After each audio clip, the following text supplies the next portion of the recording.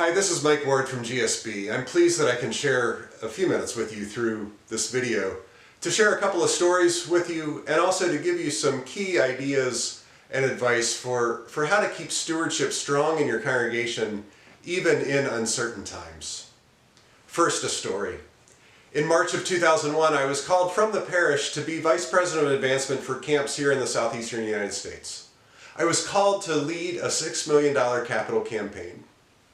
It's a ministry that was very important to me and I was excited about the opportunity. But then in September of 2001, we know what happened with the terrorist attacks and uncertainty came into our world. I remember driving in September of 2001 from North Carolina down to Florida, and I remember in the hotel that I stayed at, I was either the only guest or one of just a couple of guests that were in the hotel that night. It was an eerie feeling. It was a feeling I had never experienced in my life. It was uncertain.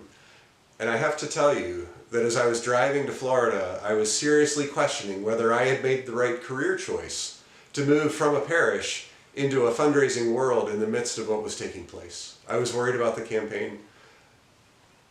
About 5 years later, that $6 million campaign reached $8.1 million in gifts and pledges.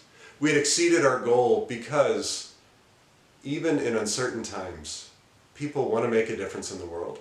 People will support financially ministries making a difference, making an impact for the kingdom of God. And certainly the story that I lived through is a story of that. This past Sunday, the small group that my wife and I are part of at our church, we gathered even in the midst of the world being told to stay away from others. We didn't meet the way we normally did. We met right here in this office, my wife and I. And on the video, we had a Zoom call with the other 3 couples in our small group. We shared our highs, we shared our lows, we shared ways in which we saw God at work even in the midst of us. Each of us left that meeting with a sense that that was probably the most important part of our week, to reconnect, to stay connected with our church friends, to have that Christian community where we could support one another and be there for one another.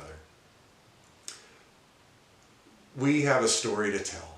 We have a faith response to what's going on in the world, and God is continuing to work through us. In this time, more than any other time that I can remember, it's critical for us to tell those stories of the ways in which God is working in our lives. That story that I've shared about my own small group needs to be told in a way to my congregation about how important that community is to me, even in these days. For some, these days are going to be really hard, and their financial giving may have to cut back. But for most, I think the generosity will continue to take place. Studies show that people give a higher percentage of their income during tough times because they see their neighbor in need, and they give to things that are worthwhile and making a difference. And by storytelling, we can make sure that our congregations are those places that people recognize are critical in the lives of our members and the lives of our communities as we continue to proclaim the gospel, to care for one another, and to grow in faith together. I have a couple of next steps for people leading congregations today. The first thing I would do is this week, I would visit by phone or virtually my top 10 donors, the folks who are giving at the top of the giving list. And this isn't to be elitist, this is just to make sure that the core are going to be able to continue to be generous to your congregation, to be able to continue to sustain the ministry. In many of our congregations, the top 10 donors are giving somewhere between 30 and 60% of the revenue already. So if that can remain strong, we can keep that core solid.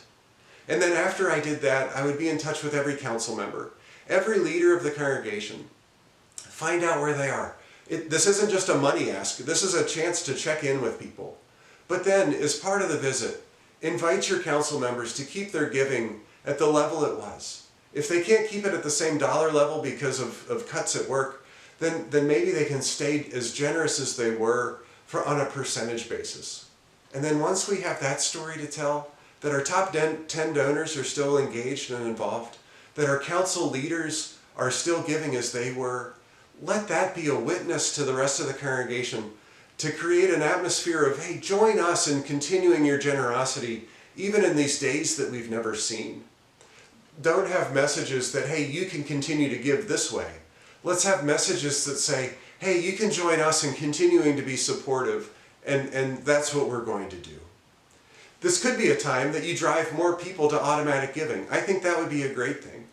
I have found that a $50 challenge gift for every new person that signs up for automatic giving will drive a lot of people to that type of generosity. But don't do it from the standpoint that the church needs you to be generous in that way. Do it from a standpoint that even in these uncertain times, it's a way for you to have a faith statement. It's a way for you to make your financial life even easier by going on to automatic giving. It's not that the church needs your money. It's that you need to continue to give and be generous even in these days. We want to stay away from messages that make us sound desperate. We don't really need a $10 gift on Facebook. What we need is regular recurring gifts from our members so that they can proclaim their faith, so that they can say, yes, this ministry is important. It's certainly a fine time to invite others who love your ministry to be generous. This will happen as you tell stories of the impact that you continue to have. This will happen as we continue to be involved in people's lives. But let's do it from a standpoint of a culture of invitation, of join us in continuing your generosity at the levels that it was before. So again, let's check in with those top 10 donors. Let's check in with our councils, and then let's invite others to be generous in the ways we are. Certainly use it as a time to grow automatic giving and other pieces that will help your members and certainly help our ministries forward. And in the midst of it all, let's make sure that we continue to tell the stories of God's impact through our ministries. Let's make sure that people who are experiencing hardship are cared for. Let's make sure that people who are serving, that their stories are told, that the stories of how God is at work, even in these days, can be told to others through our ministry. And through that, we'll remain strong.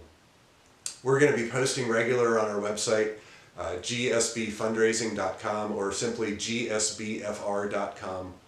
We have a blog, a newsletter. We'll be posting more videos and opening up even some times in which we'll invite folks who aren't even our clients to have conversation with us, just to get our perspective on how to continue to move ministry forward. Launching campaigns in this time can still happen. I have personal experience of campaigns happening even in uncertain times. Some campaigns may need to be postponed as far as start date, but this isn't the time to shrink our ministries. This is the time to stake our claim that God isn't done with us yet, that we have a story to tell, and that God is very active in our lives and in our world. It may be tough at times, but we know that God is with us, and through this, our ministries can be vital in the congregations and the communities in which we serve. Thanks for being called to be a leader in these days.